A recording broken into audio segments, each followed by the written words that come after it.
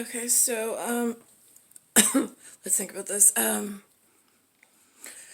had the disgusting reservoir of sebaceous oil from my poor upkeep in this disgusting POOR for the POUR. I'm wearing the closest thing that I own to a dive gear, whatever, for swimming kelp with one breathing apparatus on some quality assurance project. I didn't remember that I was even on, kind of, sort of, but not really, and I don't have instructions on.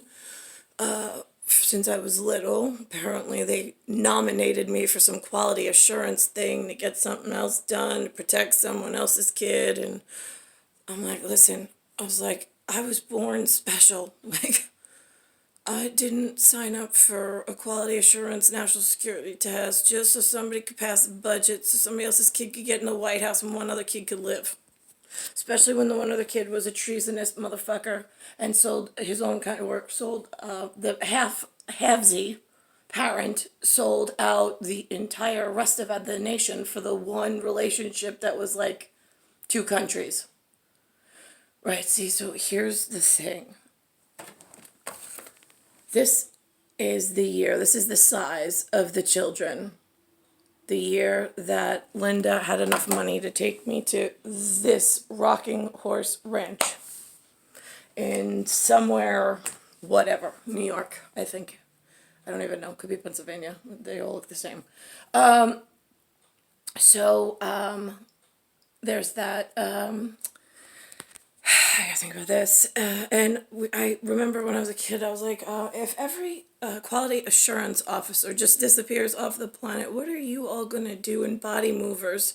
Since you won't shut down the FAA, even though it is a requirement, and apparently some Hydra luncheon of 7 guys. I mean, not more important than my one position as the army of one. Listen, I got arms, I got leg, and I have a navel. I'm the one female that was approved by the entire Hydra of 7-headed male, whatever, for this one female, for this one mission for quality assurance because of the level of the break when I was first born with what was going on. So, I'm sorry?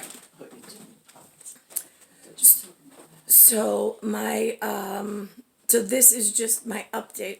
So I had it looked like a reservoir, and so I popped that last night. But then I mean, the smell that comes out of that, which reminded me of Frank Falco, an apartment in Lindenhurst. And when I went to his apartment, it was like a not a studio. It was a small. I mean, the apartments in Long Island are small. It's usually like a garage that they convert.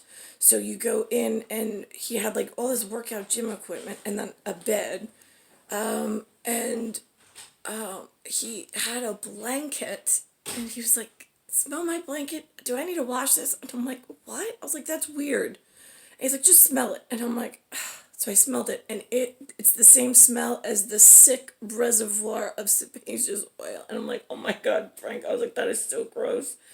I was like, I would wash it. He goes, yeah, I think he said my friend Nikki came over and rubbed his head all over the blanket. He said, and he just wanted me to tell you that just in case I get any funny ideas and I like you. I'm like, what? I was like, what does that even mean? I mean, again, the mannequins, they go funny sometimes. I don't know, what do you call them? Parrots? Mannequins? Whatever. It is a boutique situation depending on where you go. I mean, I have people they talk fine, and then all of a sudden, like, something weird will be thrown out. And I'm just like, now, am I supposed to know what that means? Like, is that something customary or, like, traditional? Right, even that. Let's think about it. Right, yeah, because like when I was little and I was doing quality assurance and we were coming up with words, or I was given words, per situation, I was like, okay, so now is that the word real to you, real, or is that the word fake, fake? And they were really having a hard time. I was like, okay, so now that's great. You were able to pick that it was real or fake according to what you thought, right? So now orient me in the one word that you chose. Like, explain to me the story, because I need to figure out why and what you think the word fake means and what you think the word real means. Because, man, oh man, it's like losing the head consciousness on a headboard that looks like a Rubik's Cube, and then the numbers and lights keep changing. And I was like, okay, so now if certain people that were approved, it was like, all right, so if I have a carport. Okay, actually, yeah. So if I have a carport and I put a car, an enclosed carport, and I put a car in it and I run the engine, an individual sitting in that consumer car would die in their own home and it's committing suicide. So now the earth is in a breathing apparatus bubble. One bubble, we all live in it. Why was there such a mass unloading of cars in the America hemisphere when that one slice of life and that one slice of pie has a greenhouse effect, which is all of the green money that the other side and the Americas wanted to make in that one life to live project, right, is sitting. So every engine that turns over and every idle that just keeps going in the engine, out the tailpipe comes all of those noxious fumes. And there's no HVAC. It's not like you have a circulation unit that brings in more oxygen for you all. You're just stuck, trapped. And then as you heat the gas, it becomes more toxic and noxious. So now living in 50 postage stamps, do you know what the effects of carbon monoxide are? It's sleepiness, laziness, memory loss, and lack of motivation. So I'm just curious, human, why did you lock the extraterrestrial in with all of the shitheads that started this process before I got here? And why have you lied for the last 42 years to your own people and allowed the increase of car production and sales? That speaks for itself on rosters, because you all are like so excited about your semen sales. It's like, no, you just made it harder for us to breathe again. I'm not proud of you at all. So now, how do we do this? Because I've known since I was age 4 that all the car manufacturers were selling for greenhouse. Like, we're in a greenhouse together, folks, right? I'm a plant, okay, in a pot that's movable. You're all stuck with deep roots. You said deep state. Yeah, you sure are. I'm not. I'm a movable pot, but you keep going with all this car sales nonsense, and where's the breathing gonna come from in a little bit? So, the fact that you could lose your memory, lose your motivation, become really so now who's going to run the world and who's going to be the heroes in national security if we're all losing our memory, losing our motivation, losing our ability to breathe, losing our ability to feed ourselves because all the criminals are now on wheels. Makes it hard to get them by foot. Mountie had a good idea, just breed more horses. Now, here's the thing. My betrothed, my size Vlad for my size Soviet, right? It got a little confusing. They tried to play tricks on him because he, like, English or Flate wasn't his first language. Well, actually, maybe Flate, no. We had to create that one together.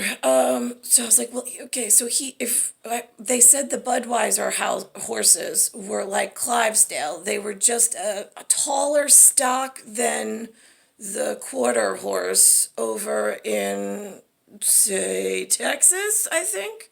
Right, okay, so I know this gets with Sherlock Holmes up in like Canada. It's like No, I know the Holmes boys are, yeah, no shit, Sherlock. Yeah, no shit, Sherlock. They are really handsome things. I saw one of your homes on TV, by the way. He does construction. Very handsome man. But, again, so now, let's see. I got lost there for a second. So you got noxious, right? We're doing that. I was like, so now if the money situation, in order to feed the children that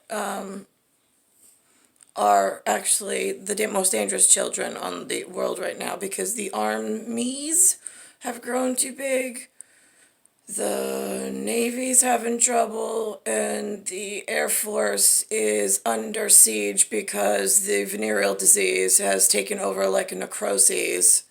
We had to do quality assurance quiet with one woman, and we were not growing flower children around the world. There was one woman to a seven-headed men Hydra, so this way we could keep honor amongst whatever. Not that they've held up their end of the bargain for myself, but you have to hold a safety structure unit somewhere. So here we are, year 2020. Still no Vlad.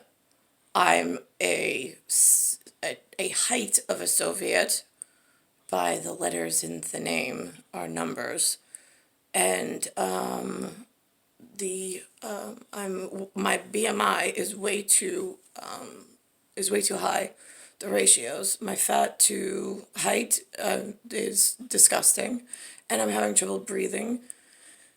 Especially in the New York City area where the oxygen saturation is so horrifically low, it makes the holding a thought is really difficult, and breathing and even standing up straight is really tough because it's just like everything hurts because you're dying. I mean, you're dying in this slow, suffocating process that the officials know about and they've promoted, which is where the really dangerous part of I fucking hate humans really comes from.